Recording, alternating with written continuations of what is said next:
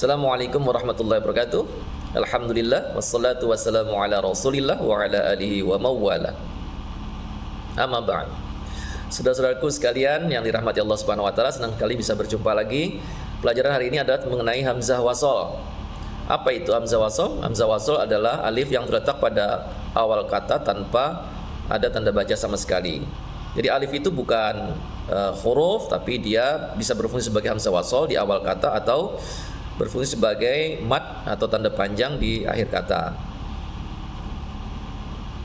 Hamzah wasol yang di awal kalimat itu wajib berbunyi ya, sedangkan hamzah wasol yang di tengah kalimat itu tidak berbunyi atau tidak dibaca, atau bisa juga dibilang lebur ya ketika dia di tengah kalimat.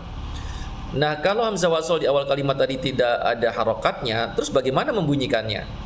Nah, rumusnya begini. Yang pertama, lam ta'rif atau alif lam, yaitu kata-kata yang dimulai dengan alif lam, maka hamzah wasolnya selalu diberikan harokat fathah, bunyinya a begitu. Contohnya asyamsi, ar-rahmani, kemudian al-maliku, jadi selalu berharokat fathah.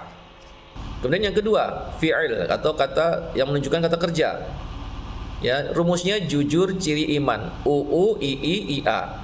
Lihat huruf ketiganya. Bila huruf ketiganya berharokat dhammah, maka huruf pertamanya atau hamzah wasal tersebut harus diberikan harokat dhammah. Ya, jadi uu, jujur, uu. Contohnya di sini, unzuru, uqtulu. Begitu ya. Kemudian bagaimana kalau berharokat kasroh? Ya, rumusnya ciri, ii. Ya, ingat jujur ciri iman. Ciri ii. Jadi kalau huruf ketiga berharokat kasroh, maka huruf pertama hamzah wasal tersebut berharokat kasroh. Contohnya irji'i. Kemudian yang ketiga, apabila huruf ketiganya berharokat fathah, maka huruf pertamanya atau hamzah wasal tersebut berharokat kasroh. Ingat rumusnya iman, ia. Jadi huruf ketiga berharokat fathah, maka huruf pertama hamzah wasal berharokat kasroh. Contohnya idhab. Meskipun demikian ada pengecualian. Ya, pengecualian pada isim atau kata yang menunjukkan nama, hamzah wasalnya tidak berharokat dhammah tapi berharokat kasroh. Ya. Mengapa demikian? Karena sejatinya dhammah tersebut bukanlah dhammah asli. Contoh imsyu, bukan imsyu. Awalnya dia itu dari kata imshi, berubah menjadi imsyu, kemudian menjadi imsyu. Kemudian imru, dari imri menjadi imriu dan imru. Kemudian ibnu, dari ibni menjadi ibniu, kemudian ibnu. Ismu, dari ismiu, kemudian menjadi ismu. Jadi nggak banyak juga ya pengecualian ini, jadi insya Allah bisa dihafalkan. Kemudian pengecualian yang kedua pada fi'il amr, pada kata kerja perintah tertentu ya. Meskipun huruf ketiganya dia dhammah, tapi itu juga bukan dhammah asli. Contohnya di sini ituni. Jadi tulisannya itu hamzah sukun. Jadi kalau hamzah bertemu dengan hamzah sukun bukan dibaca ituni, tapi ituni. Itu tadi yang hamzah wasal yang berada di awal kalimat. Bagaimana dengan di tengah kalimat? Di tengah kalimat disebutkan tadi bahwa untuk hamzah wasal yang di tengah kalimat itu tidak dibaca. Lalu bagaimana jika hamzah wasal tersebut bertemu dengan tanwin? Nah, rumusnya bagaimana baca? Bagaimana cara membacanya gitu ya? Rumusnya untuk tanwinnya hilang dan berubah menjadi fathah, kasrah atau dhammah sesuai dengan tanwinnya itu. Jika dia fathah tanwin, maka tanwinnya hilang menjadi fathah, kemudian ditambah ni atau nun kasrah. Kemudian kalau kasrah tanwinnya hilang menjadi kasrah, kemudian ditambah ni. Begitupun juga dengan dhammah tanwinnya hilang menjadi dhammah, ditambahkan dengan ni. Contoh, sekarang yang fathah tanwin dulu. Lahwan ketemu dengan infaddu.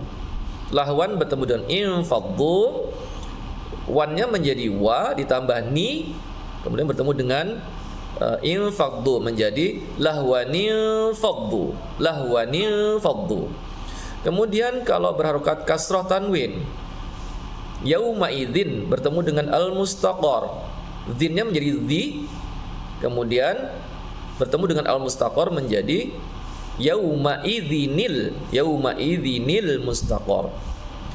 Kemudian yang terakhir berharokat dhammah tanwin, dia menjadi dhammah. Jadi contohnya adun bertemu al-mursalina menjadi adunil mursalina. Pelajaran ini tidak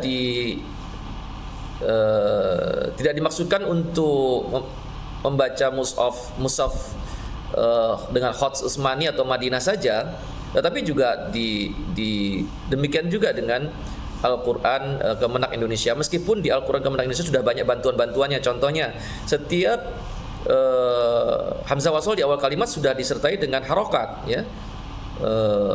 Contohnya alhamdulillahirabbil alamin, begitu ya.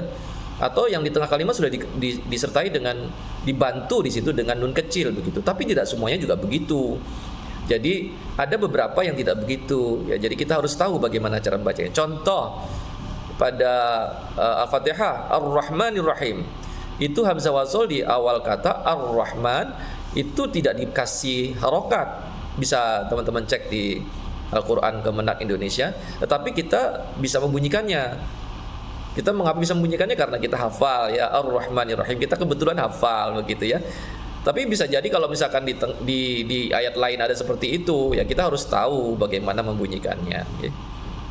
Itu yang pertama. Kemudian yang kedua, contohnya pada surah Al-Humazah, itu ayat 1 dan 2, lumazatin bertemu dengan alladzi. Di situ dibantu dikasih nun kecil, gitu ya.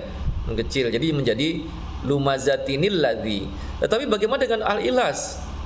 Al-ilas itu ahadun bertemu dengan Allah. Allah, hamzah wasolnya tidak diberi nun kecil pada Al-Quran Kemenak Indonesia. Jadi tidak semua ya dikasih, ya. Tapi membunyikannya kita juga harus tahu. Kalau misalkan disambung menjadi ahadunillah begitu. Qul huwallahu ahadunillahus samad. Jadi kita harus tahu. Makanya kita belajar ini, ya, belajar tentang hamzah wasol. Terus yang lain juga, misalkan meskipun kita pakai Al-Quran Kemenak Indonesia, tetapi karena napas nggak cukup, terus kita memutus, atau kita pingin menekankan satu kata di situ, kita ulang-ulang lagi begitu. Terus bagaimana membunyikannya? Contoh nih, ya ayyuhalladzina amanu taqullah. Terus mengulangnya bagaimana? Uttaqullah atau attaqullah atau ittaqullah. Yang benar sesuai dengan rumus tadi untuk fi'il dengan rumusan IA, ya kan? Jadi iman. Jadi dibacanya harus ya ayyuhalladzina amanu taqullah ittaqullaha haqqa tuqatih. Ittaqullah. Jadi begitu, mudah-mudahan pelajaran ini bermanfaat untuk saudara-saudaraku semuanya. Barakallahu fikum. Wassalamualaikum warahmatullahi wabarakatuh.